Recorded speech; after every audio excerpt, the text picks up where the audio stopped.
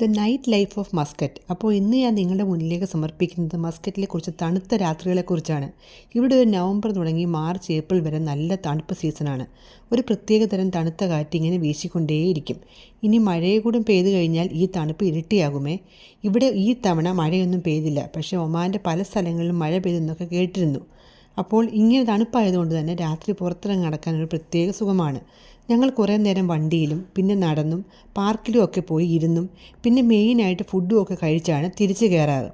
പിന്നെ ഈ നവംബർ മാസത്തിൽ ഒമാൻ നാഷണൽ ഡേ ഒക്കെ ആയതുകൊണ്ട് പുറത്തിറങ്ങിയാൽ കാണാൻ ഇതുപോലെ ഒരുപാട് കാഴ്ചകൾ ഉണ്ടാകാറുണ്ട്. ഇതൊരു മലയാളി ഫെസ്റ്റിൻ്റെ ഫുഡ് സ്റ്റോൾസാണ്. ഇവിടെ നിന്ന് കുഞ്ഞിപ്പത്തൽ കഴിച്ചു. ജീവിതത്തിൽ ആദ്യമായാണ് കുഞ്ഞിപ്പത്തൽ കഴിക്കുന്നത്. എനിക്ക് ഒത്തിരി ഇഷ്ടപ്പെട്ടു. പിന്നെ ഞങ്ങൾ ഉണ്ണിയപ്പം, സമൂസ ഒക്കെ കഴിച്ചു. പിന്നെ മെയിൻ ഫുഡ് കഴിക്കണമെന്നുള്ളത് കൊണ്ട് തന്നെ ഞങ്ങൾ ഇവിടെ കൊണ്ട് നിർത്തി. ഇത് അനന്തപുരി റെസ്റ്റോറൻറ്റ്. ഇവിടുന്ന് നൂൽ പൊറോട്ട, അപ്പം, butter chicken, beef roast, chicken lollipop, കൂടെ ചിക്കൻ ഇലയിൽ പൊള്ളിച്ചതും കഴിച്ചു. ഇവിടുത്തെ ഫുഡ്സിനൊരു പ്രത്യേക ടേസ്റ്റാണ്. ലൈവാക്കി ഉണ്ടാക്കി തരുന്ന അപ്പം, അടിച്ചായ, ചിക്കൻ ലോലിപോപ്പ്. പിന്നെ ഇതാണ് മത്രാസൂക്ക്. ഇവിടെ കാഴ്ചകൾ നമ്മൾ പറയാറില്ലേ ആനന്ദം അജ്ഞാതം എന്നൊക്കെ, കണ്ടാലും തീരില്ല. ഇവിടെ 100-ൽ പരം ഷോപ്പുകളുണ്ടാവും. ഇതൊക്കെ നടത്തുന്നതോ ഇന്ത്യൻസ്, പാകിസ്ഥാനീസ്, ലെവാറ്റീസ്, ഒമാനീസ് ഒക്കെയാണ്. ഇവിടെ കിട്ടാത്ത സാധനങ്ങളില്ല കേട്ടോ.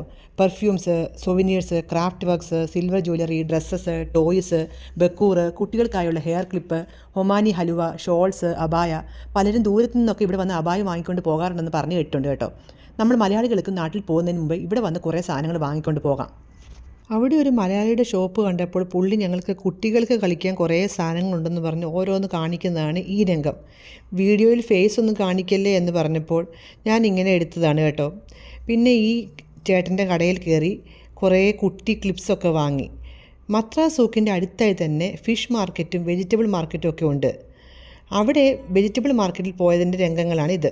ഈ വെജിറ്റബിൾ മാർക്കറ്റിൻ്റെ ഒരു വശത്തായി ഈ ബക്കൂർ അല്ലെങ്കിൽ കുന്തിരിക്കൊക്കെ കത്തിക്കുന്ന പല കളറിലുള്ള ഹോൾഡറും പിന്നെ അത് കത്തിക്കാൻ വേണ്ടുന്ന എല്ലാ സാധനങ്ങളും ഉണ്ട് കേട്ടോ.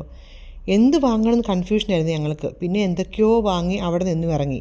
ഇത്തവണ ഒരു ഹൈദരാബാദ് റെസ്റ്റോറൻറ്റിലാണ് കയറിയത്. ഇത് ഹൈദരാബാദി പൊറോട്ടയും ബട്ടർ ചിക്കനുമാണ്.